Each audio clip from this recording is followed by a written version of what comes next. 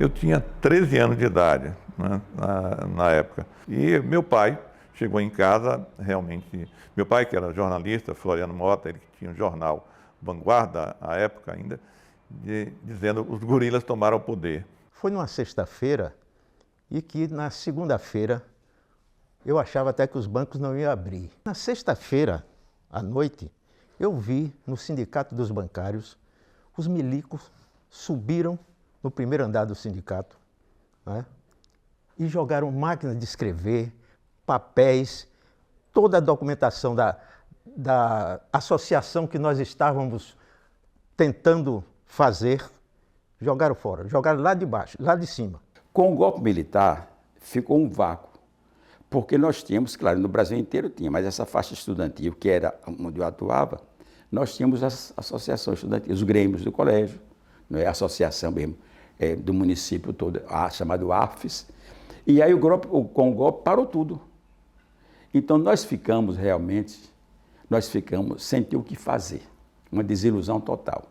Quando ocorreu o golpe, nós não sabíamos para onde íamos, né? Era uma coisa muito assustadora, muito.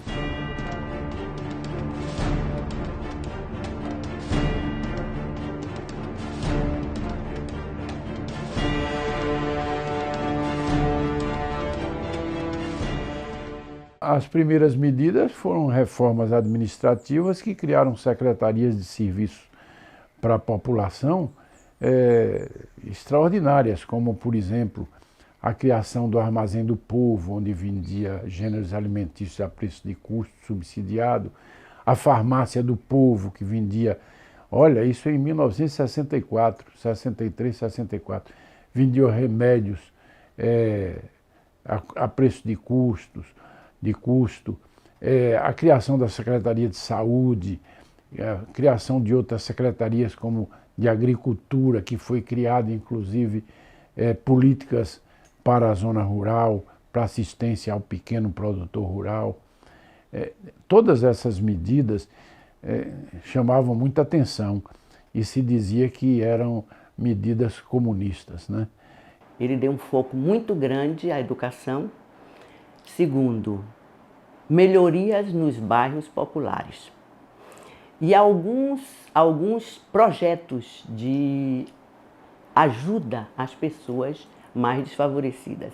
Era farmácia popular e outras coisas assim. E também um apoio muito grande para a cultura, mas principalmente a educação. E a educação, a grande mudança foi criar um ginásio, que não havia ginásio municipal. O município não fornecia. Só fornecia o ensino básico e não tudo. O governo Francisco Pinto adotou um critério político interessante. Ao criar secretarias, ele criou para cada secretaria um chefe de gabinete. E todos os líderes estudantis, em seus respectivos colégios e tal, ele convidou para ser chefe de gabinete. Então, todos nós éramos liderança estudantil. Eu, Coelho, Celso Daltro, Normando Leão. Diversas ruas da cidade foram calçadas a paralelepípedos e asfalto. Suas inaugurações constaram de vasto programa onde o povo sentiu o brilho de uma gestão de apenas 5 meses de trabalho. Escolas foram também inauguradas na oportunidade. O ginásio municipal foi igualmente inaugurado, sem demonstrar o zelo de uma administração pela educação de seus munícipes. Chico Pinto, de imediato, começou a articular a implantação do Colégio Municipal em Feira de Santana, que era um projeto já aprovado na administração anterior de Arnold Silva.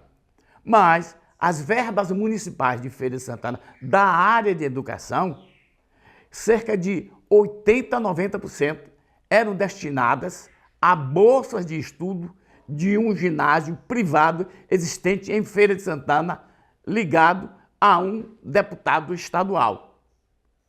Então, Chico Pinto mandou para a Câmara Municipal, certo? Um projeto onde havia uma mudança e remanejamento dessa verba, onde ela seria destinada para o ginásio municipal e não mais para cobrir as bolsas escolares dos estudantes do Colégio da Iniciativa Privada.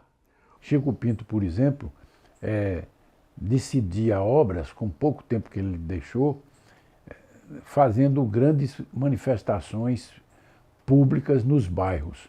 Então ele pegava o orçamento e via quanto tinha para calçamento e reunia o povo da Queimadinha. O povo da Queimadinha adorava Chico Pinto, porque ele reuniu lá, foi um dos célebres comícios em que Chico Pinto botou o povo para se dividir assim, quem quer água e quem quer calçamento, quem quer escola, quem quer, porque eu só posso fazer isso ou aquilo e tal, e o povo se manifestou e ele fez. Um outro detalhe também que marcou aquilo como um dos itens para a perseguição e contra Chico Pinto foi o fato que ele contou com o apoio de Vigildar Jucena, prefeito de Salvador, para que os técnicos da área tributária elaborassem o Código Tributário de Feira de Santana. E esse Código Tributário de Feira de Santana, quando foi colocado em execução, o fiscal Arapiraca começou a ir em empresas ligadas a diversos sonegadores de impostos de Feira de Santana e começou a autuar aqueles sonegadores de impostos. Existem empresas em Feira de Santana que há mais de 10 anos eram empresas sonegadoras e uma delas era uma empresa fantasma. Em Feira de Santana, nós recebemos a visita da Caravana da Cultura do Ministério da Educação, do governo João Goulart, e aqui nós vimos coisas fantásticas. Era uma caravana enorme, aqui nós vimos músicas clássicas, nós vimos teatro, nós vimos várias manifestações culturais que foram apresentadas na praça, no palco da Rádio Cultura, nos bairros. Foi quando tiveram aqui grandes e célebres atores e músicos, certo? Era o pessoal do Centro Popular de Cultura da UNE e do Ministério de Cultura. 3 situações ligadas a Chico Pinto que poucas pessoas têm conhecimento. Uma delas, num pronunciamento de Chico Pinto, no dia 23 de maio de 1979, Chico Pinto disse que, intimado pelo general Mendes Pereira e pelo então coronel Humberto Melo, respectivamente comandante da 6ª Região Militar e chefe do Estado-Maior, compareceu ao quartel-general em Salvador, logo nos primeiros dias de abril, impuseram-me aquelas autoridades militares as seguintes condições para permanecer no cargo de prefeito. Primeiro, publicar uma declaração de apoio à Revolução. Segundo, organizar e participar de uma marcha da família com Deus pela liberdade. E terceiro, prender os comunistas. Essas 3 situações não foram aceitas por Chico Pinto. Daí porque foi iniciado então o processo de caçar através da Câmara de Vereadores de Feira de Santana.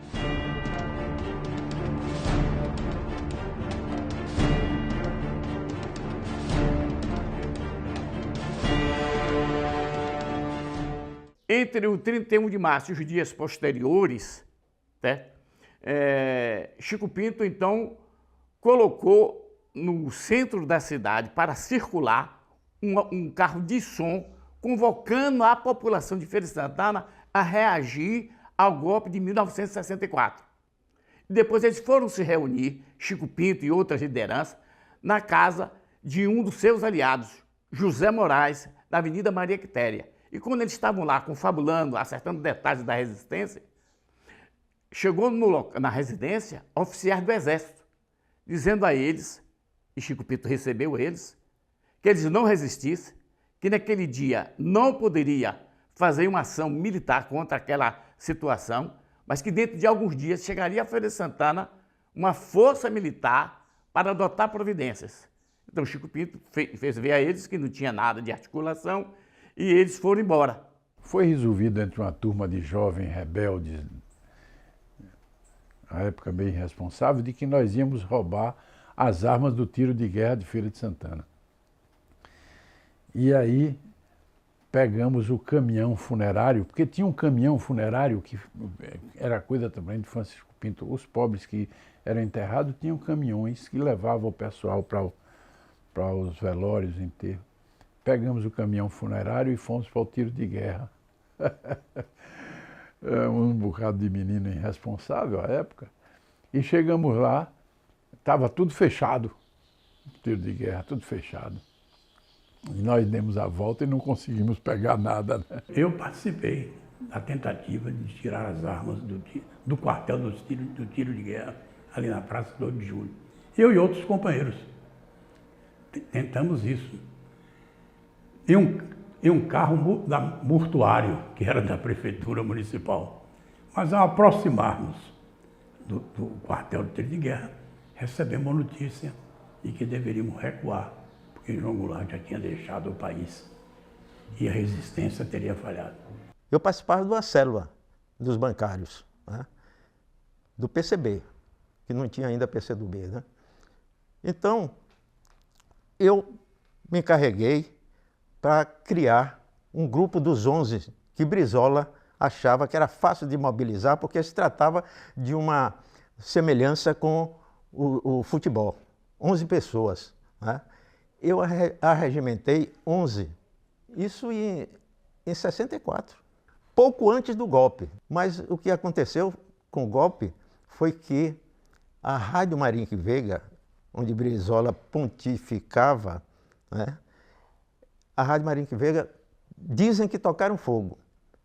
Nós aqui intuímos que a Rádio Marinho Veiga, quem tocou fogo na Rádio Marinho Veiga foi o próprio Brizola, para livrar a pele dos companheiros do grupo dos 11. Então nós nos safamos por isso, porque nossos nomes estavam lá. Era na Rádio Marinho Veiga. Brizola tocou fogo, então acabou tudo.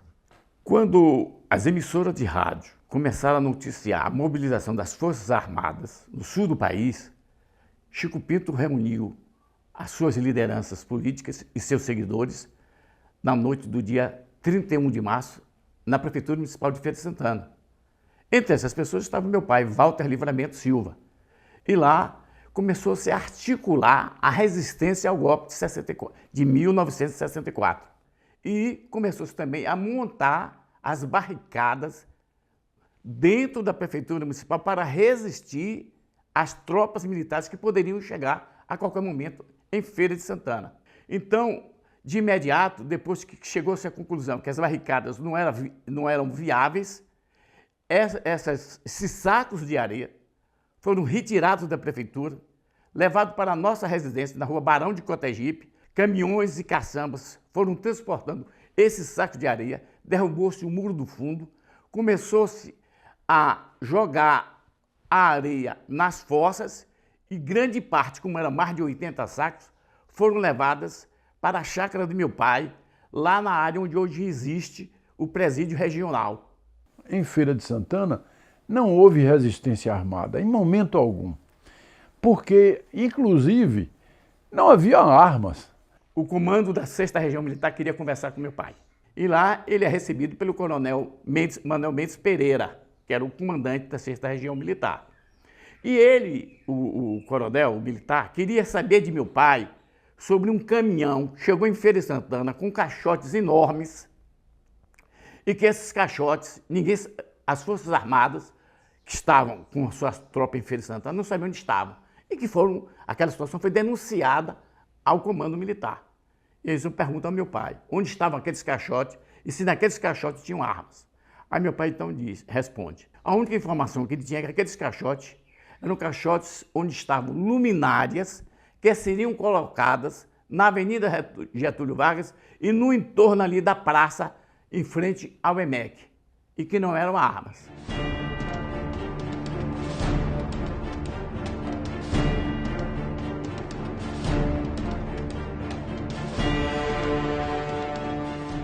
A Câmara de Vereadores precisava votar o impedimento de Francisco Pinto sem ter não tinha fundamento, não tinha razão. E a Câmara de Vereadores, por várias vezes, botava em pauta para votação e era derrubado, era negado, por várias vezes. Até que prenderam alguns vereadores, Cobé Martins, a exemplo, Jackson do Amauri, médico, foram presos, ameaçados. Resolução número 46/A, de 8 de maio de 1964. A Câmara de Vereadores do município de Feira de Santana, Estado da Bahia, considerando a comunicação feita a esta casa pelas Forças Armadas, por intermédio do Comando das Tropas do Exército aqui sediada, resolve: artigo único. É declarado impedido no cargo de prefeito do município de Feira de Santana o bacharel Francisco José Pinto dos Santos, Sala das Sessões, em 8 de maio de 1964. Godofredo Leite Filho, vice-presidente no exercício da presidência. Hugo Navarro Silva, primeiro secretário. Newton Tavares Carneiro, segundo secretário. Essa resolução, certo, foi aprovada por 1/3 dos membros da Câmara Municipal de Feira de Santana, quando legalmente ela tem que ser aprovada por 2/3. E mais grave do que isso, que as pessoas que votaram naquele dia, os vereadores que votaram, 1/3, tinham pessoas que eram suplentes de vereadores. Inclusive, sentado à mesa da Câmara, estava um coronel Elcio, que veio comandando a tropa de Alagoas para aqui, para a Feira de Santana, e instalou-se onde eram os armazéns do fumo de Galeno Fraga, ali na rua Castro Alves. E aí foi tirado Chico Pinto à força e dado posse a Joselito Amorim.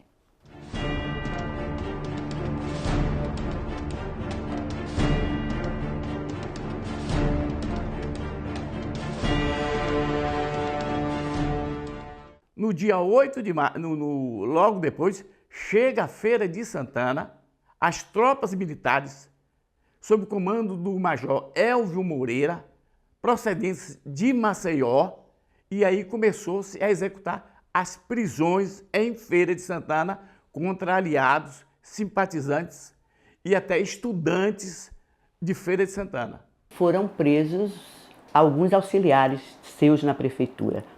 Secretários, eu não me lembro, mas o chefe de gabinete, Celso Pereira, Coelho, Antônio Carlos Coelho, Celso Daltro, que também participava.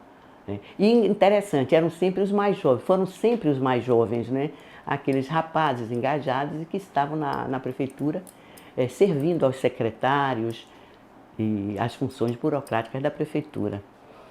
Então, nessa primeira etapa, eles foram presos sem julgamento, presos sem investigação, foram presos para serem investigados, né? Fomos intimados para comparecer às 13 horas de uma data que eu não mais me recordo, a um armazém que tinha ali em uma das travessas da Rua Castro Alves, já chegando ali perto do Museu de Arte Contemporânea Raimundo Oliveira. Nos apresentamos, fomos recebidos por um oficial que dizia-se comandante daquela tropa que estava ali, arranchada, era o Major Elvio. Fomos levados para uma parte do galpão, onde tinha umas camas. Depois chegou preso Galeão, Simval Galeão, hoje de saudosa memória. Depois o Celso Pereira, e também tinha já detido um advogado de Feira de Santana, que no momento não me recordo o nome.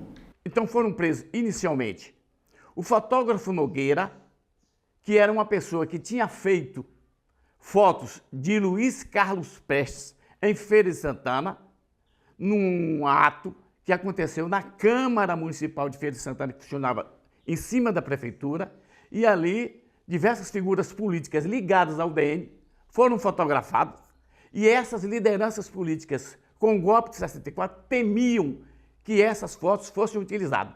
Então, quando o Exército chegou em Feira de Santana, a primeira pessoa que foi presa foi o fotógrafo Nogueira.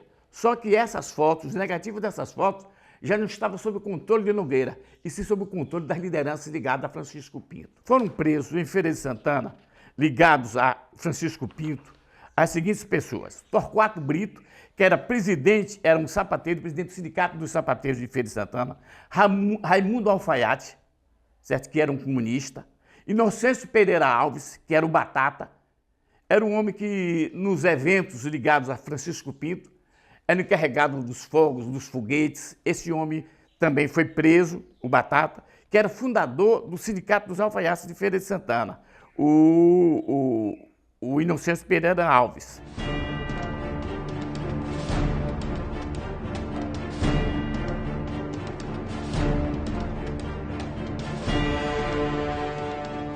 Passamos a ser interrogados durante a noite, né? Eles perguntavam muito sobre Chico Pinto, sobre as armas que Chico Pinto tinha na prefeitura, né?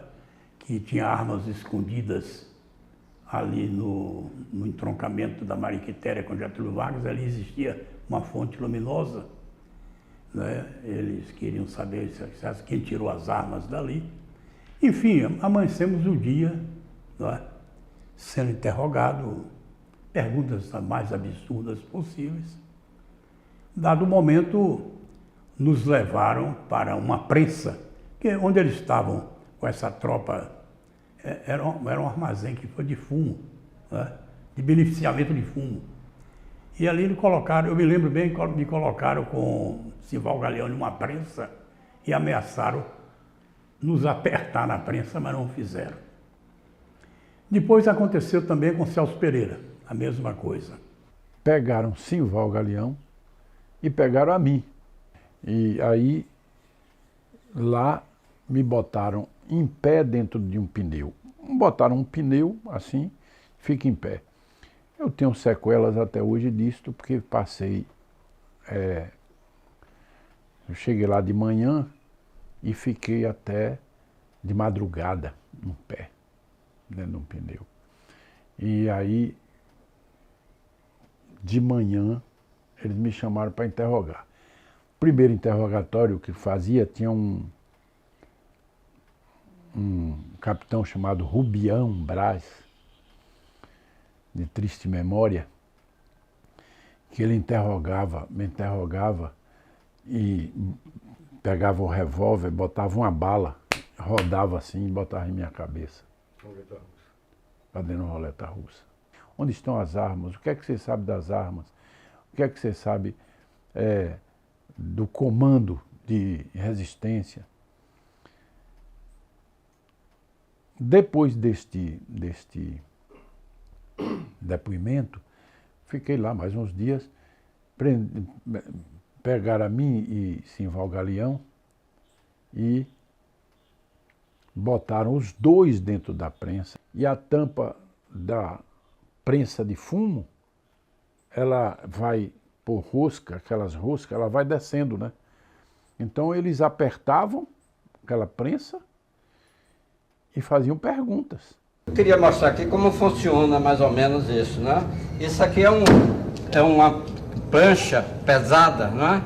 Que ela sobe, né? Nós fomos colocados aqui embaixo, nessa parte pequena, Celso de um lado, eu do outro, né? E essa prancha, isso aqui foi fechado, né? A parte fechada, nós estávamos lá dentro, e essa prancha que estava aqui em cima foi acionada, baixando e nos pressionando para baixo. Cada vez mais a gente ia descendo e tendo como se fosse triturar nossos ossos, né? Nós fomos então colocados lá em um lugar ali do armazém de fumo, e dada por volta de 8, 9 horas da noite, um soldado dirigiu-se a mim, não me lembro se também a Celso Pereira, parece que sim, e a Galeão também, de que nós poderíamos, numa porta que ele nos apontou, poderíamos sair e fugir, porque ali não tinha vigilância, não tinha soldado de plantão. Minutos depois encostou outro soldado, já bem jovem, e disse: não façam isso não, eles querem que você atravesse aquela porta para fuzilar vocês. Nós não atravessamos. O tal soldado voltou, insistiu, para que nós fugíssemos e nós nos negamos a fugir. A casa de Chico Pinto, então, foi cercada por militares. Um tenente do Exército entra na casa de Chico Pinto, certo? Chico Pinto estava saindo do banheiro da casa, um casarão ali na Avenida Senhor dos Passos, quando o oficial disse que precisava conversar com ele. Aí Chico Pinto, então, que estava com a toalha sobre o ombro e com as roupas que tinha tomado banho, disse que iria se compor, vestir uma roupa e que iria atendê-lo. Estava presente Dona Pombinha, a mãe de Francisco Pinto, José Pinto, irmão de Chico Pinto, e meu pai, Walter Livramento Silva, e outras pessoas ligadas a Chico Pinto e empregados da casa.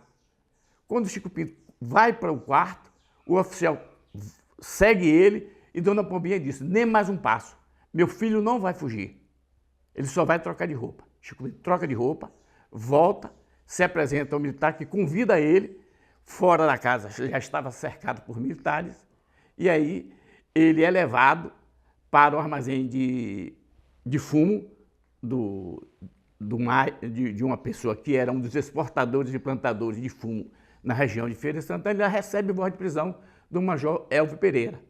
Ele é levado para a sede do 1º Batalhão de Feira de Santana, certo?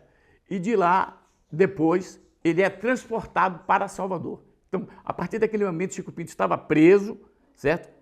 Sobre o comando do Exército em Feira de Santana, como também foi preso, nesse mesmo dia, o ex-prefeito Cobé Martins da Silva. Enquanto que Cobé não foi para Salvador de imediato, Chico Pinto foi para Salvador. E lá ele disse que uma das torturas mais marcantes na vida dele é o fato de que ele teve a cabeça raspada, certo? A navalha, que foi um ato que mais chocou a situação dele. Nós dormíamos no chão, sem coberta, sem travesseiro, né? Sem lençol. O nosso travesseiro era o nosso sapato, né? E dormíamos todos no chão. Quando chovia, e isso era um mês chuvoso, a água entrava pelas grades e nós pedíamos então uma vassoura para tirar a água à noite. Ele não dava. Um negócio interessante é que à noite, por volta de meia-noite a 1h da manhã, nós vimos uma rajada de metralhadoras. Né? E aí ficamos ali, o clima de tensão terrível, né? E aí, quando houve a rajada, pouco instante depois, passaram alguns militares ali, de frente da nossa cela, e diziam assim, propositadamente, né? Os que tinham que subir hoje já subiram, amanhã subirão mais. Entre esses presos políticos que apoiavam Chico Pinto está o Inocêncio Pereira Alves, o Batata. Ele foi retirado da residência dele, foi levado para o 1º Batalhão da Polícia Militar em Feira de Santana. Lá ele foi barbaramente torturado. Depois ele foi levado para Salvador, continuou sendo torturado.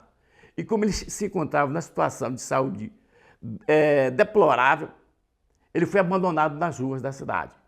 Ele foi recolhido, tentou-se colocar ele em hospitais ou em clínicas, mas ele não era recebido porque ele era um ex-preso político. Então Batata morreu por consequência das torturas sofridas e somente depois, mais recentemente, agora no governo, em 2012, a família foi reparada pela situação da morte, reconhecida como por consequência das torturas sofridas em 1964. No banco, ninguém encostava perto de mim, com medo do gerente da casa, né? Porque se encostasse, estava discutindo política. Então eu fiquei meio isolado no banco. E, de fato, por exemplo, um bilhete de ameaça que me fizeram, está entendendo? Eu acredito que foi de lá do próprio banco. Hoje poderia até se analisar qual foi a máquina da telegrafia que escreveu aquele bilhete e tal, mas eu acho que foi de lá do banco, porque tinha muita gente de olho em mim. O bilhete que eu recebi foi esse: do Comando de Caça aos Comunistas, Seção de Feira de Santana, ao comunista Oswaldo Ventura. Comunicamos ao senhor a instalação oficial do nosso comando nesta cidade. Sabemos com detalhes da sua militância junto a uma facção das esquerdas em Feira de Santana. O senhor será sequestrado para tomar uma grande surra. Se depois da surra continuar na militância, será eliminado sumariamente. Saudações do Comando de Caça aos Comunistas, seção da Princesa do Sertão Baiano. Isso aqui me trouxe alguns percalços, que eu ficava com medo de ficar num lugar sozinho à noite, por exemplo, né, que eu era solteiro e tal.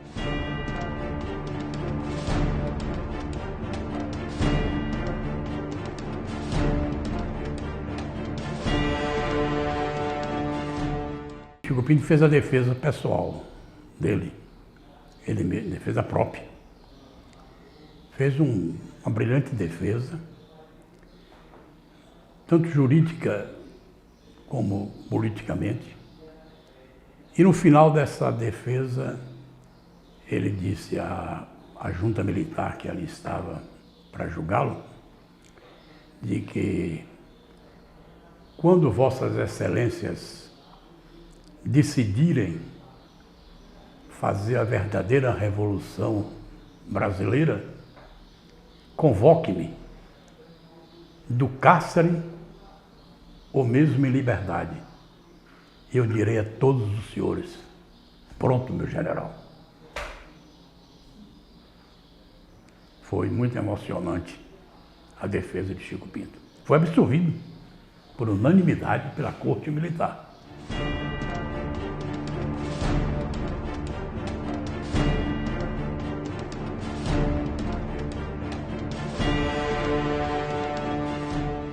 O então governador Luiz Helena Filho decretou uma lei orgânica de ensino em que instituiu uma taxa escolar. Era o começo da privatização do ensino público na época. Isso houve um movimento em todo o estado da Bahia.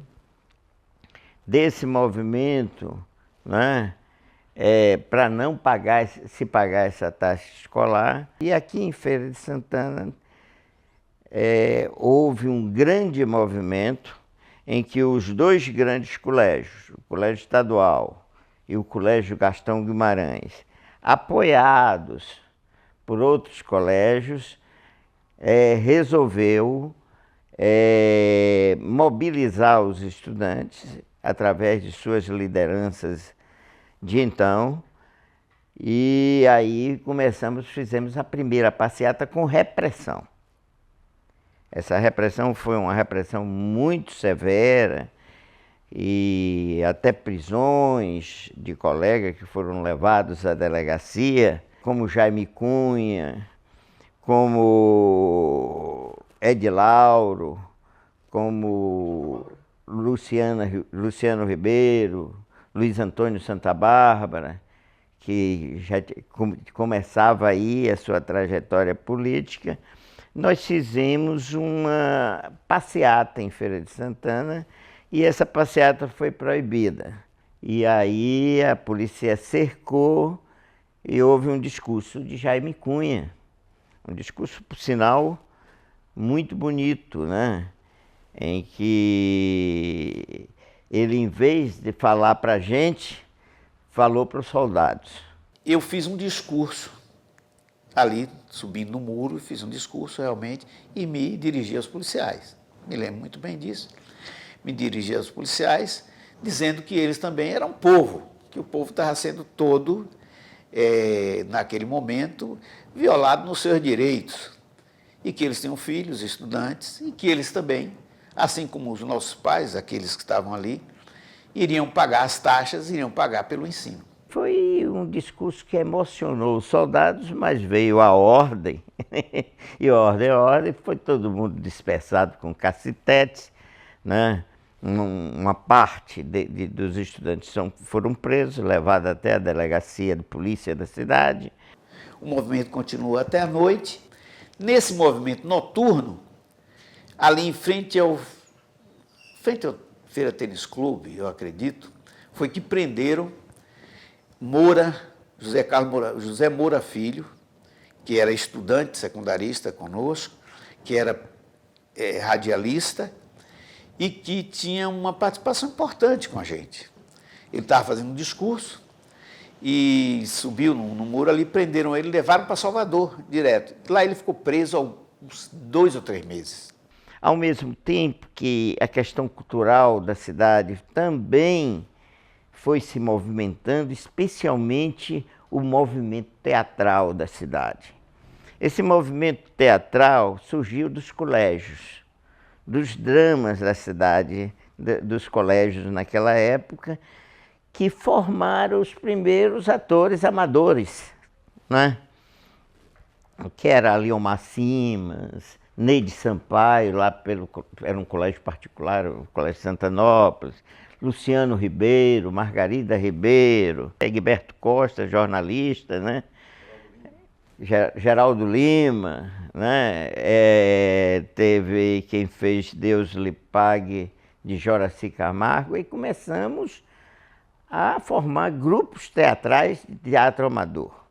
Nós montamos uma peça de teatro para dezembro, que era sobre Natal. O nome era O Boi e o Burro no Caminho de Belém. Era o Alto de Natal contada a partir da visão do boi e do burro que está no presépio. E aí, eu era diretor, me chamaram, né, para poder explicar. Aí expliquei, não, isso aqui é um texto, não é nosso, é de Maria Clara Machado, uma senhora carioca, não tem nada a ver de política.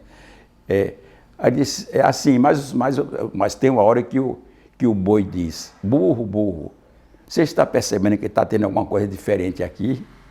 Que diferente era esse, professor, o senhor Luciano? Era o que, ditador? Eu disse, não, a diferença é porque eles estavam no estábulo, e aí a diferença era que foi sendo montada uma coisa, né, fictícia para eles, que haveria uma grande movimentação ali naquele estábulo. Mas não era nada, mas isso aí não adiantou, porque eu tive que tirar essa fala. Uma peça chamada Revolução dos Beatos, né? Encenada no Cine Santanópolis. Houve interessante, o Cine Santanópolis tinha uma passagem para o ginásio Santanópolis, ou seja, era um teatro de um ginásio privado. E quando a Polícia Federal invadiu para prender os atores, os diretores, esses tinham fugido pelo colégio e acabou a plateia sendo presa. Foi a primeira vez que uma plateia foi presa em Feira de Santana. Montamos uma outra peça chamada Deus lhe pague. Deus lhe pague, de um autor aí muito antigo, já quase não se montava mais, até porque isso é uma coisa muito antiga. Mas era bonito o texto, né? Era um mendigo que pedia dinheiro nas ruas, e Deus lhe paga. Então, a partir daí se construiu uma história realmente de pobreza, tal e tal. Mas não tinha nada a ver com a situação política. Tinha a ver com a miséria, não é? Com a miséria. Então, nós mostramos. Esta peça nós levamos para a Serrinha.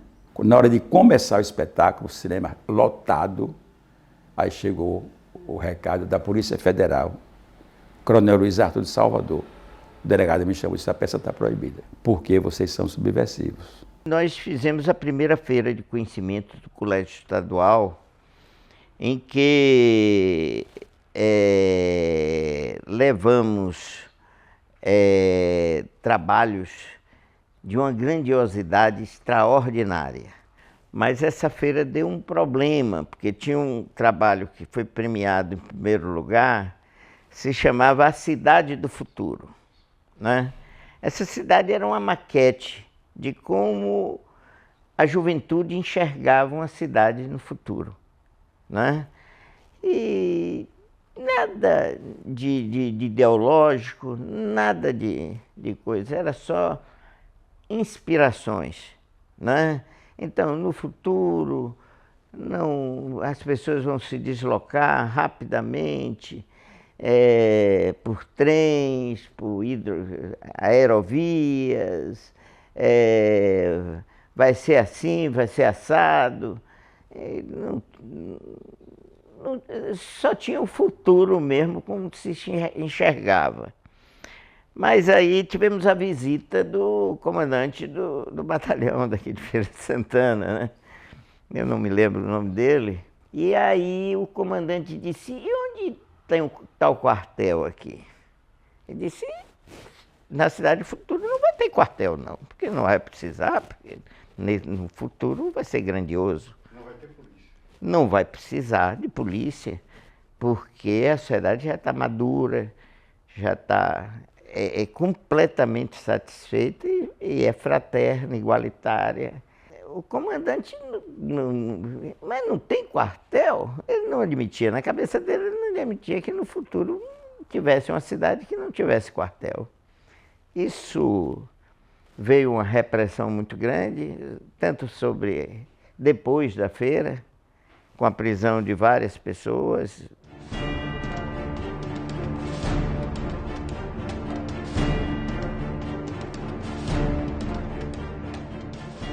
Comecei, junto com um colega do Colégio Estadual, a militar em um movimento em Feira de Santana, em uma organização trazida pela Unicef.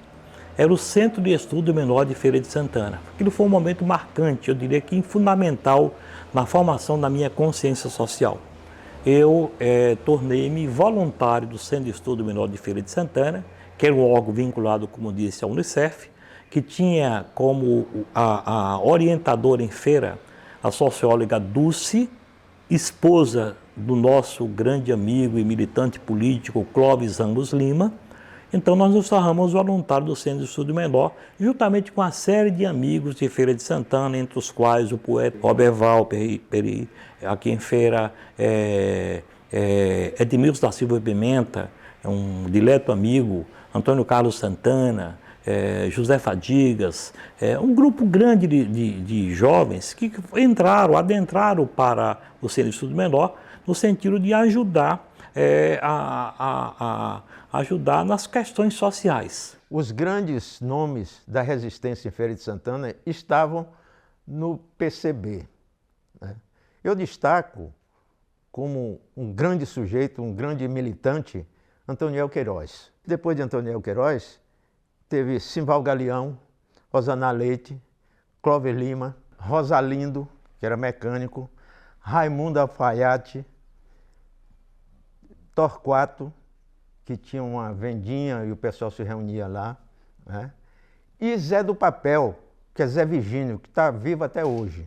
Tem uma pessoa aqui em Feira de Santana que eu acho da maior importância naqueles momentos, que foi, inclusive, uma pessoa que abriu a cabeça de muita gente com os posicionamentos que tinha e que eram públicos, e que era uma pessoa pública e uma pessoa da igreja, que é Albertino Carneiro, que era chamado Padre Albertino.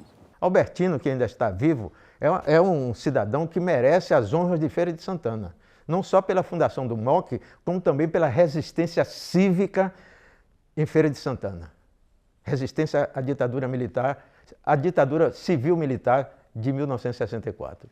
Em 1974, eu me tornei aí vinculado ao MOC, Movimento de Organização Comunitária. Naquele período de 1974, recordo-me que eu, como estagiário do MOC, ia para um bairro em Serrinha chamado Guarani. Não me recordo mais onde é que fica esse bairro em Serrinha, mas seguramente permanece com o nome.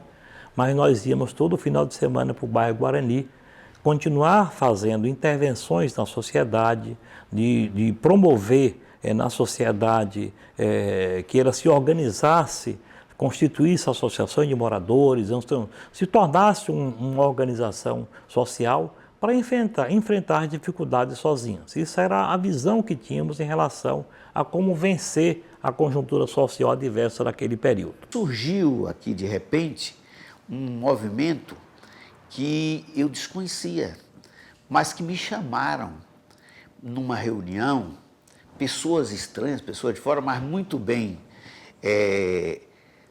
indicadas por pessoas que estavam ligadas a mim, inclusive ligadas à igreja, e esse pessoal trouxe aqui o movimento contra a ditadura, o MCD, movimento clandestino que já estava se infiltrando na sociedade nos anos 65, 66.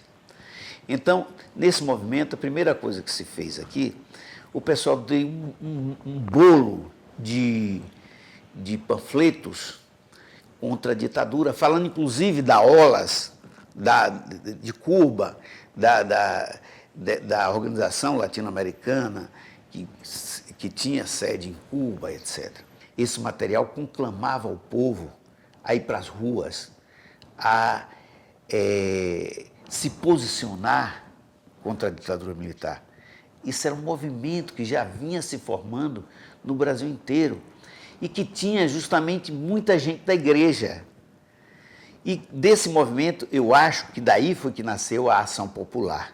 Um passo seguinte foi nos vincularmos a uma entidade aí clandestina, a Ação Popular, conhecida como AP, que é um movimento político clandestino brasileiro que visava combater a ditadura militar naquele período já de forma mais, eu diria que organizada. Existe uma raiz muito forte da formação da Ação Popular, da AP, com a Igreja Católica. Mas eu diria que não existia, não foi um movimento ordenado pela Igreja, e sim de pessoas da Igreja que viram no socialismo humanizado como uma alternativa de ganhar o poder. Minha atuação política era no PCB, né? Agora, era um PCB, era disfarçado, né? Eu não diria clandestinidade porque eu estava trabalhando, mas ninguém sabia.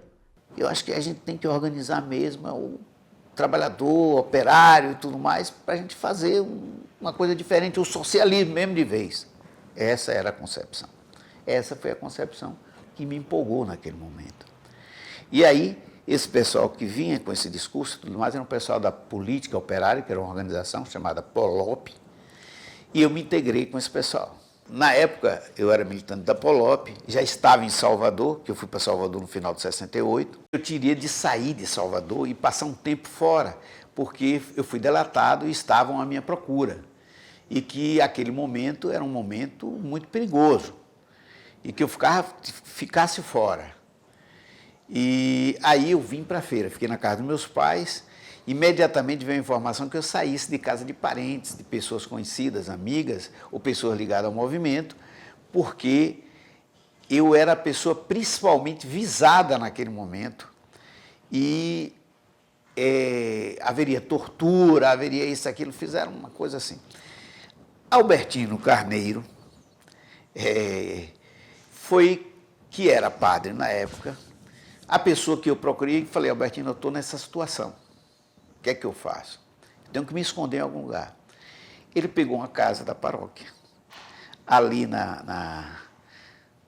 ali perto da mochila, ali perto do descanso, e disse, fique nessa casa. A casa estava vazia. Eu fiquei lá e ele pegou umas pessoas que eu já conhecia, umas meninas que foram da JEC, da Juventude Estudantil Católica, que eu fui, que me levavam os alimentos.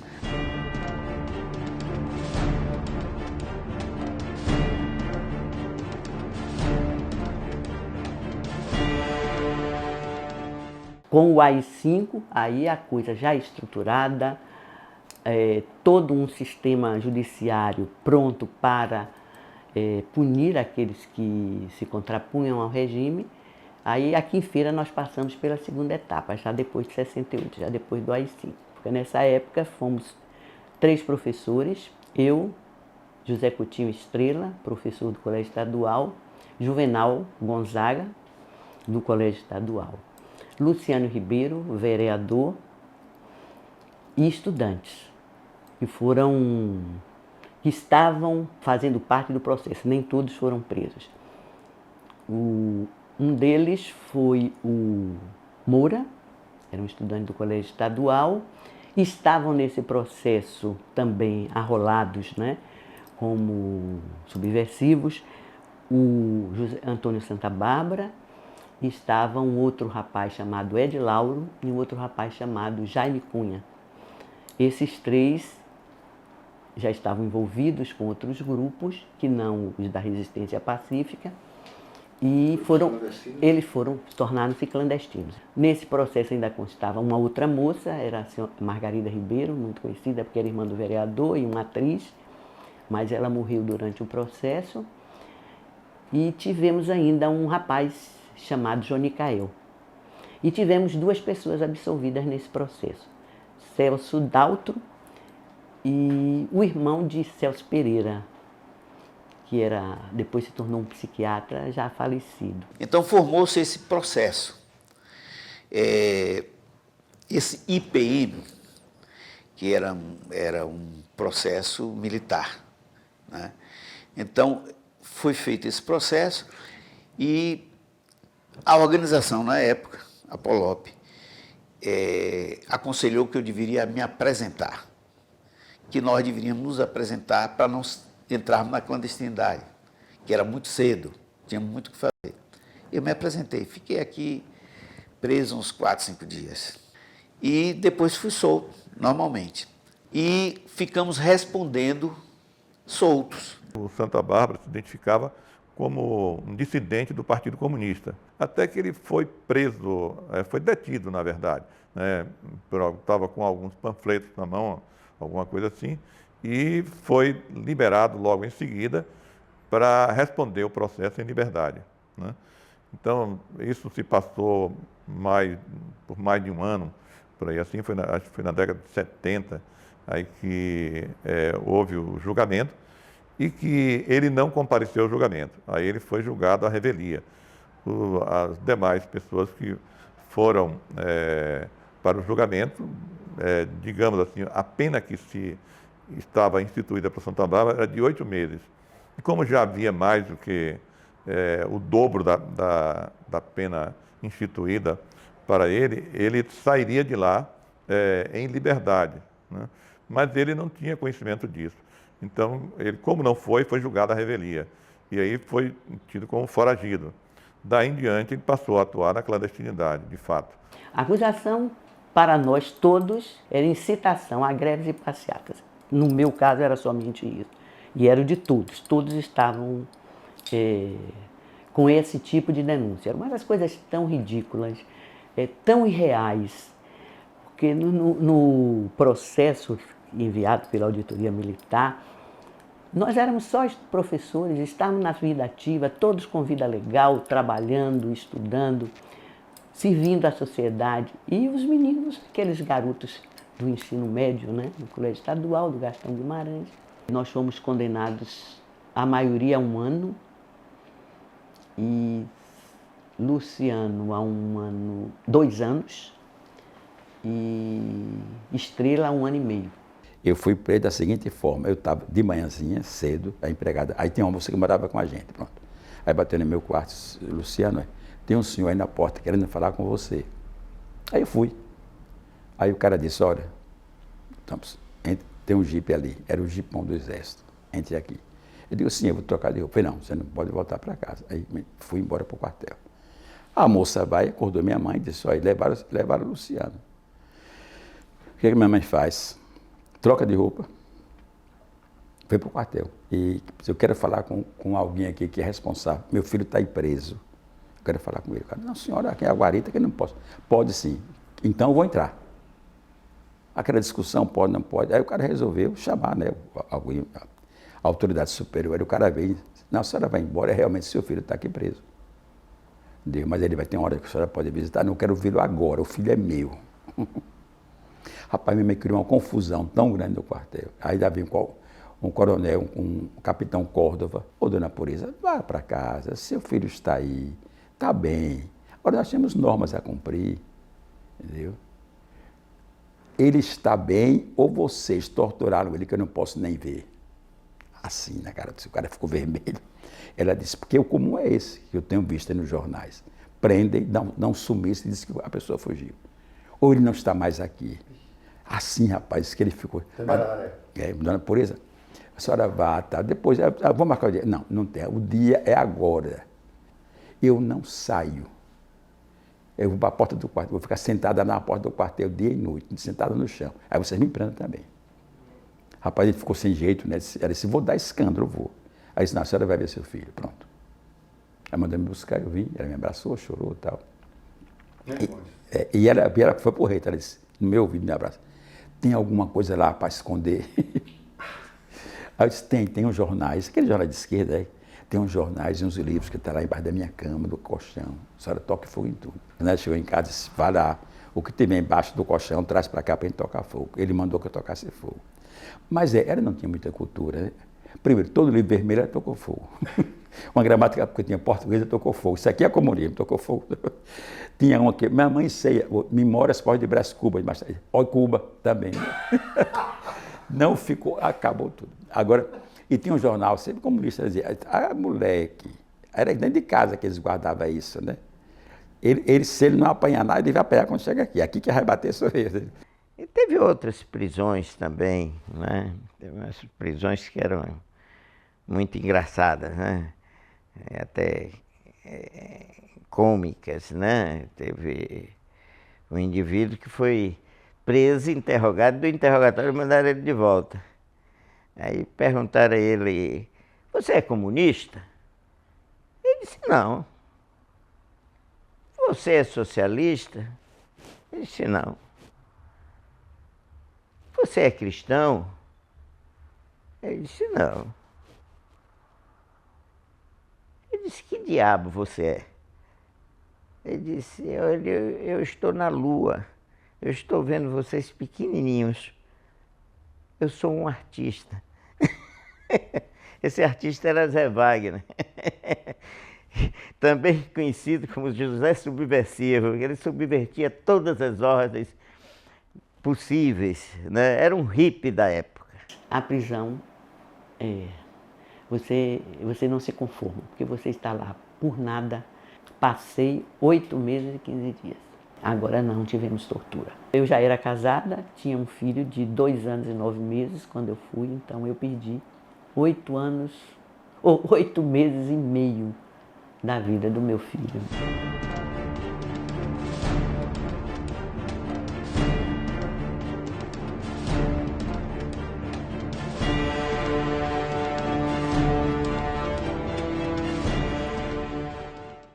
Luiz Antônio Santa Bárbara foi quem, de Feira de Santana, morreu na luta armada. Ele estava engajado realmente com grupos que tentavam derrubar a ditadura pela luta armada e morreu nesse embate. Eu travei conhecimento com o Luiz Antônio Santa Bárbara, que era um indivíduo novo que chegou no ginásio municipal, transferido do colégio estadual, e ele falava de muitas novidades, muitas coisas, e se declarava comunista, o que causava um certo espanto nesse período assim, que os militares já estavam dominando o poder, e ele dizia com toda a segurança que era isso realmente, mesmo que deveria ser, que o Brasil teria que ser comunista, não podia viver na mão dos gorilas, ele dizia assim, né? Nessa expressão. Santa Bárbara, ele surgiu no movimento, foi uma coisa interessante para nós, porque ele tinha uma liderança interessante no movimento do Colégio Municipal. E nesse movimento apareceram aqui umas pessoas que eram do MR8. Quem fez essa intervenção em Feira Santana foi Juca Ferreira, que foi ministro da Cultura, Moreira, que era um outro militante importante do MR8 na época, e conseguiram levar Santa Bárbara em um grupo que ele liderava no Colégio Municipal, inclusive que empolgou outras pessoas do Colégio Estadual, que acho que aí teve Lamartine. Eu fui solicitado por Santa Bárbara mesmo, que a partir do ano 70 era o único contato que eu tinha com o pessoal da dissidência e tal, que eles disseram que tinham adotado o nome até de MR8, né, já para alugar alguns imóveis em Salvador. Cheguei a assinar o contrato de 2 imóveis em Salvador, e que era em meu nome, e ele disse que porque eu tinha capa legal, quer dizer, eu tinha um emprego, então justificava eu poder pagar aluguel. E enquanto que se fosse estabelecido o aluguel por algum deles, né, isso não seria possível realmente, ou levantaria suspeitas. Esses imóveis se destinavam a receber militantes que vinham principalmente do estado da Guanabara. Então, quando eles estavam nos cartazes de procurados lá pelo Rio, eles vinham para a Bahia passar uma temporada e também trazer a experiência deles lá pelo Rio, como seria como a gente deveria agir aqui na Bahia. E disse ele que não iria participar de luta com a arma na mão. Eu poderia até participar da luta armada de outra forma, né? Como que eu iria fazer vestibular para enfermagem ou medicina, alguma coisa que curasse, mas que tinha feito um pacto comigo mesmo de jamais ferir alguém com arma de fogo mesmo, tudo, né? Então, não quis pegar em arma, como nunca tive acesso à arma realmente, alguma não tive arma até. Eu achei que foi um erro de Santa Bárbara ter se envolvido tão rapidamente naquela situação, porque a ditadura se fortaleceu e muita gente chegou à conclusão de que não ia dar em nada, qualquer resistência, né? Encontrei o Santa Bárbara num relance, assim, próximo à Praça da Piedade. Eu morava nos Barris, que era a residência universitária de Feira Ruff, né? E estava indo para lá, mas ele tomou um táxi e saiu assim, rapidamente, não quis falar comigo, né? Eu vi apenas uma certa risada dele e eu entendi que era para não me expor a uma situação perigosa, né? Porque naquela altura ele já estava atuando na clandestinidade mesmo. Então, foi a última vez que eu o vi realmente por aqui. Depois disso eu soube foi do acontecido realmente, quando ele foi morto, assassinado dizem que foi pelo Fleury, né, que era o delegado do DOPS de São Paulo, e que ele estava próximo de Lamarca, né, junto com um companheiro que se chamava Zequinha. Aí Santa Bárbara passa a ter uma vida clandestina em Salvador e depois, por determinação de João Lopes Salgado, que estava montando a área de campo em Buriti Cristalino, em Brotas de Macaúba, na região oeste da Bahia, leva Santa Bárbara para aquela região, para a área de campo, e ele passa a atuar como o professor Roberto, alfabetizando crianças, jovens e adultos. E ele termina morrendo no cerco a Buriti Cristalino, no dia 28 de agosto de 1971, no cerco para a caça do capitão Carlos Lamarca, que estava na área de campo.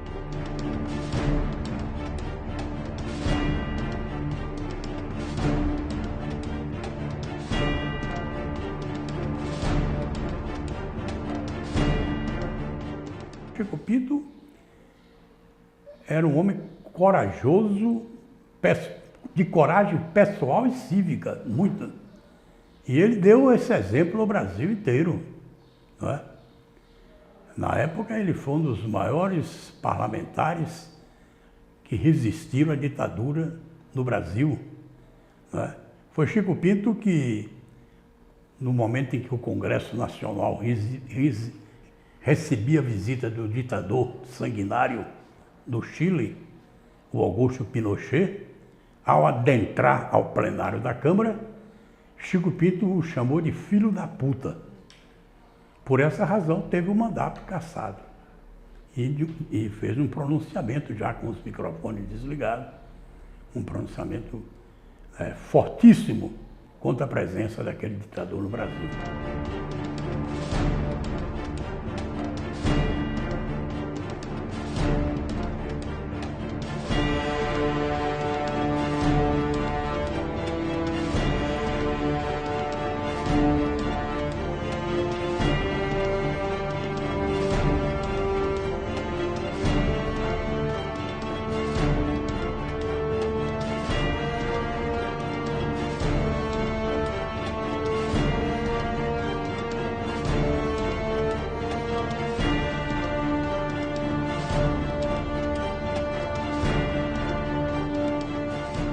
Chico Pinto, rapaz, depois do discurso que ele fez contra Pinochet, né, ele foi preso logo depois, né? Resultado, ele ficou como herói nacional. E quando chegava aqui em Feira, era aquele mundo de gente a esperá-lo lá na porta da casa dele, né? E teve uma época que ele viria para a Feira de Santana e criaram um slogan, não sei se foi próprio dele ou da militância, né? Tá com pinto ou tá com medo? Isso correu a cidade toda e ficava todo mundo, como é, rapaz, tá com pinto ou tá com medo? Né? Aí foi que deu mais gente ainda. Depois o retorno de Chico Pinto, que o Ney São Paulo retratou muito bem em Chico Pinto Vem Aí, foi uma apoteose, né? Chico Pinto era queridíssimo pela população de Feira de Santana.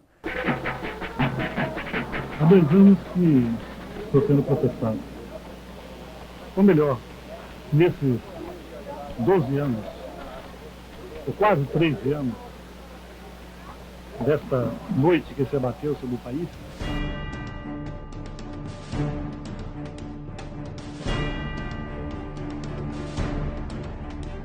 Pinto tornou-se uma figura conhecida nacionalmente. Tem um fato que eu acho que merece ser registrado. Por volta de 1977, eu fui mais os vereadores Otaviano Campos e Dival Machado a um congresso nacional de vereadores em Caxias do Sul, no Rio Grande do Sul. Um congresso muito grande, tinha cerca de mais de 2.000 vereadores, entre prefeitos também, deputados. Ao chegarmos nessa reunião, tinha um livro de presença que nós assinávamos.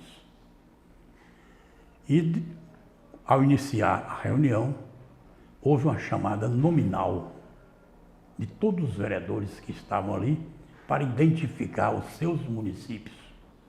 Quando chegou minha vez, Antônio Carlos Coelho, eu levantei-me e disse, Feira de Santana, Bahia.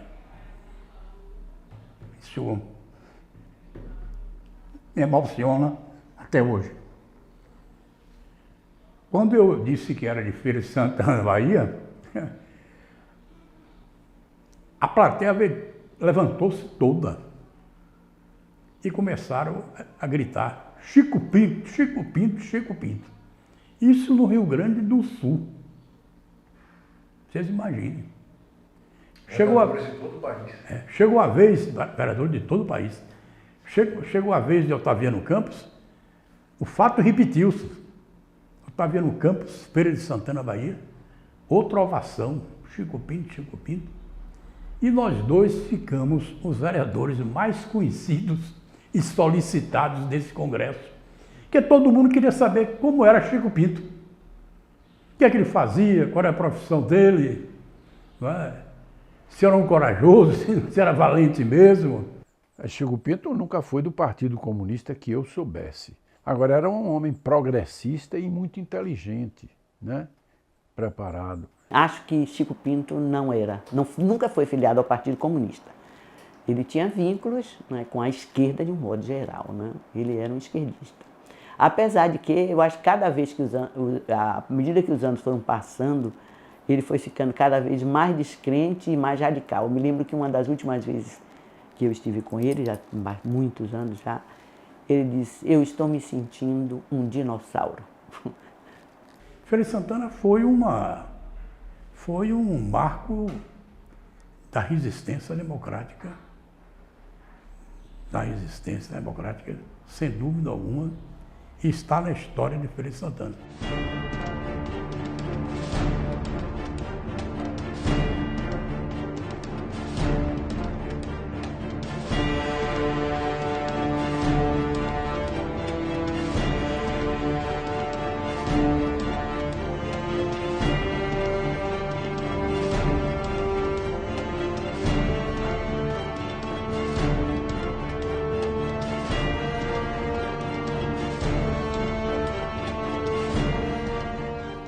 O pressuposto da democracia, né, a luta pela democracia, é, antes de tudo, uma luta pela igualdade.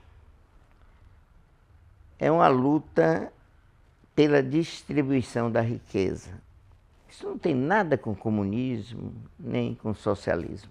A cada vez que os anos passam, que o mundo se transforma, com todas as transformações ocorridas no final do século passado e este século, você sabe que a única O único sistema que nos garante liberdade é democracia. Ditadura não tem nenhuma justificativa. Só sabe a importância da democracia quem viveu nela e fora dela. É como diz o filósofo, né? Não é muito bom não, mas não inventaram nada melhor ainda, né? A democracia eu acho que como tem gente que diz, é um péssimo regime, mas é o melhor de todos, porque você tem a chance de remediar erros que possam ter cometidos. A importância da democracia é muito grande, porque, afinal de contas, não existe outro regime melhor. Por enquanto, não existiu no planeta Terra outro regime melhor do que a democracia, né? Então, com a democracia que a gente pode ter liberdade de expressão, pode ter liberdade de dizer o que quer, né? Liberdade de imprensa.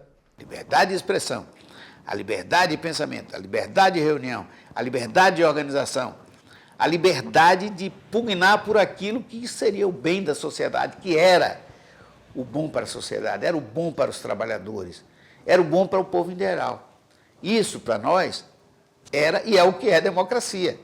Liberdade é como o ar que nós respiramos.